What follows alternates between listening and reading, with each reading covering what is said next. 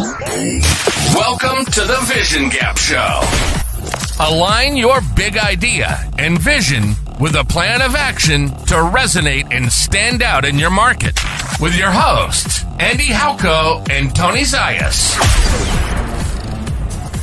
All right, welcome everybody to another episode here today. We're going to take a look and dive into Frictionless and really talk about some of the ways that Frictionless helps support the sales side of things because go-to-market is so important for sales folks. I think a big piece is really understanding the target audience, but staying aligned on messaging and things like that. So there's a lot of resources and things that are here that really support your sales team. So Andy, any thoughts on that initially off the bat?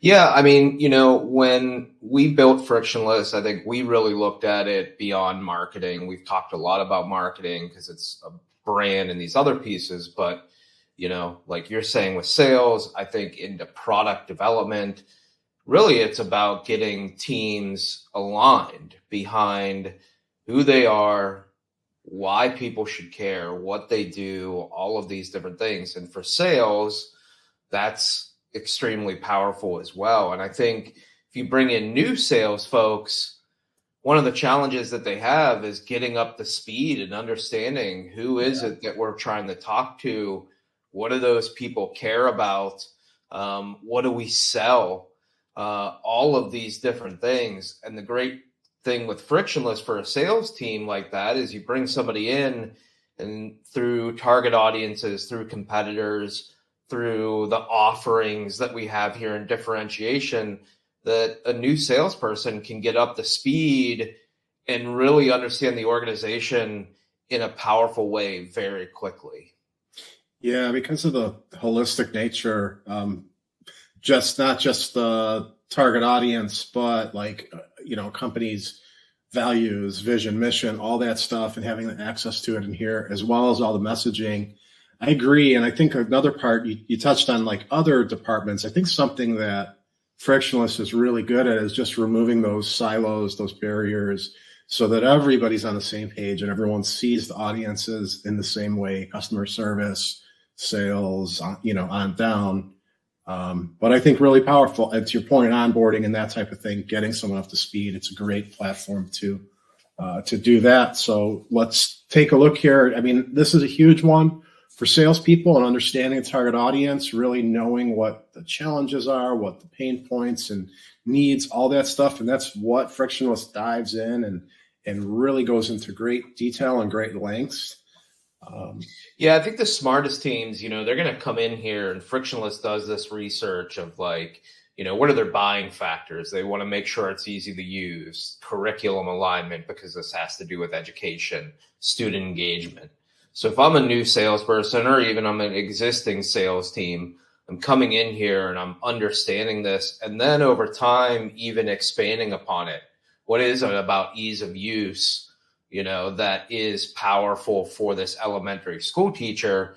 Not only does that help me, it helps my other sales team. It ends up helping marketing. It ends up helping, product development. So I think this becomes also a tool that can disseminate information across the organization that is really useful. A salesperson that's interacting and hearing, ease of use, they want to make sure that it's there, but here's exactly what they mean.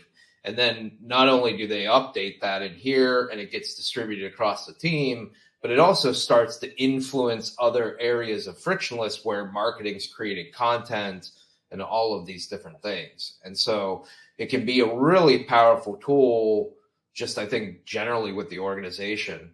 And salespeople coming in here and really being able to understand this persona of, again, what motivates them, all these different things that we're looking at, what responsibilities do they have, who in the organization influences them day to day. These are things that they can use to just be smarter about all of their conversations that they're having in the sales process.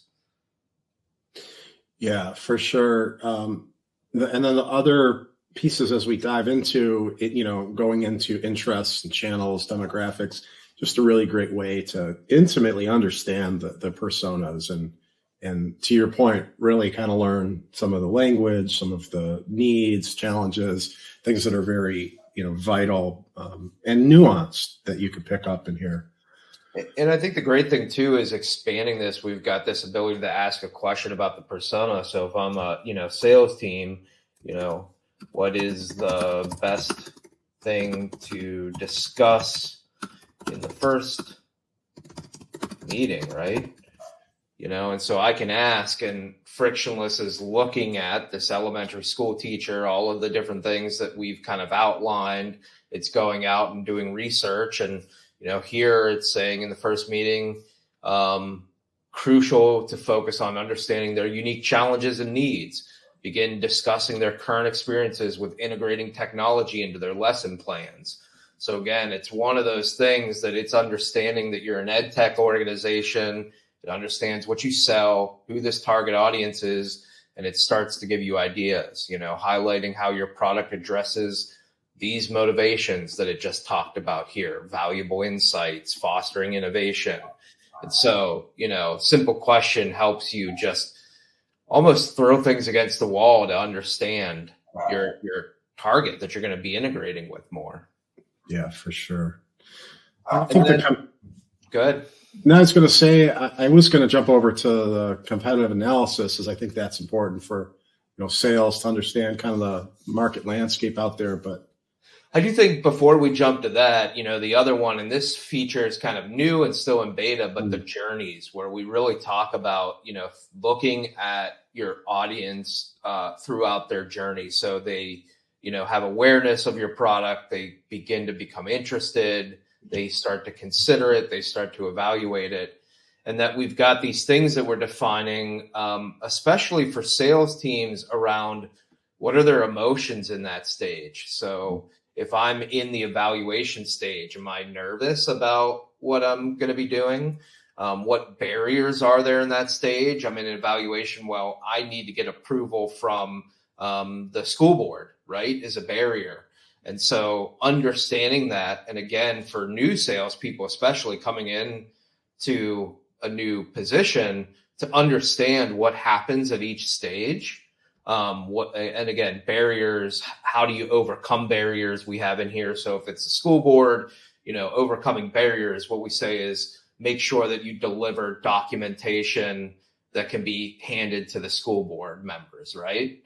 So we're really making sure that salesperson come in here and study the process, know what could go right or wrong, and then be able to have some suggestions of how to deal with that, right? Yeah. And then you're going to talk a little bit about competitors as well. Yeah, and I think being able to understand who the players are, again, for talking about, a new salesperson coming on board and walking through this gives you such a simple at a glance to be able to look at, other key competitors, understanding differences, things that they highlight in their solution that you may not, and vice versa. And then we have the benchmarking piece where you can kind of look at the way teams that have scored internally, how your company's doing versus the competitors, at a glance here. So this one, Andy's filling out right now. But I think that's really some quick insight to understand kind of where things exist and know kind of the landscape of the layout. No matter what you do, understanding where you rank with competitors is just so important. And this is customizable that you can have product, business. We actually have a listing of factors of everything from price, breadth of offerings, whether there's a money back guarantee, features for the product, training and support and customer service, validation. Do they offer, client list or review scores, technology? I mean, we've kind of created a comprehensive list for folks to be able to create. And again, I think that really quickly coming in and seeing, okay, here are the gaps where no one's doing well in our competition, and that's something that maybe I can leverage. Or here are areas where I know these folks are strong, so I need to be ready to talk about that if I get asked. I think that's where it's really leveraging this that a lot of times we ignore competitors. And some folks even have this mentality of like, oh, I'm just not going to worry about my competition. But I think if you're going in and it's between you and 2 or 3 alternatives, having just a better picture of where everyone stands and what your key talking points need to be if you find out someone else is in the room is super invaluable. So I think smart sales teams do come in here and spend some time really benchmarking their competitors and themselves, and then preparing to be able to talk about that as they go through the sales process. For sure. So super valuable just having this at a glance, being able to dive in and really pick up on a lot. And then you're going into the strategy section here where you can align and make sure that, holistic understanding of the way the business is, presented and values, all the different things, unfair advantage, brand story. I think the biggest for sales folks too, and I guess, I probably in all these shows always come back to differentiation because I'm such a big fan of being able to understand that. I think for salespeople, to understand what are the key points of what makes them unique, how those things work together, how it develops potentially a moat that says like, no one can touch us because of this, and then how do we get deeper into it? To have that at your fingertips in any sales call or writing an email is, I think, just so impactful because it is all about convincing people why. It's all about saying, this is why we're different than others and you want to choose us. And so I really think it's important that salespeople, don't ignore that, or it's not something that's just talked about in one meeting and then never shown again, that it becomes something that can be a tab always open on their computer. And they come back and they're thinking about it and they're becoming evangelists for this differentiation because it's going to help them say the right things in the calls to get people to the next stage. Yeah. And this plays off of the benchmarking because basically these value propositions are developed in a process where you're finding the deltas where, you're strong and stand out versus competitive landscape. So the ability to have this, messaging right here to know how to speak to them. It's really, critical research and prep work to do. So it should be something that you're looking at pretty regularly. And the last section that I would say I think is key and critical for marketers would be just looking at all the messaging, knowing, what that all looks like. We have the ability to maintain a message library in here. We don't have anything in this account built out, but not only can you go and build content, but then you also see everything that's been created in here from a team standpoint. And I think that's important for sales to have access to that message library, to be able to send the follow-up email in an appropriate way using that brand voice and just have that consistency with all that kind of stuff. Yeah, and the hope is that it's brainstorming, right? Sometimes we need new ideas for the messages that we want to put out and that what we want to give folks. And so I think not only being able to brainstorm it, but like you said, having a central library where these are ones that are approved.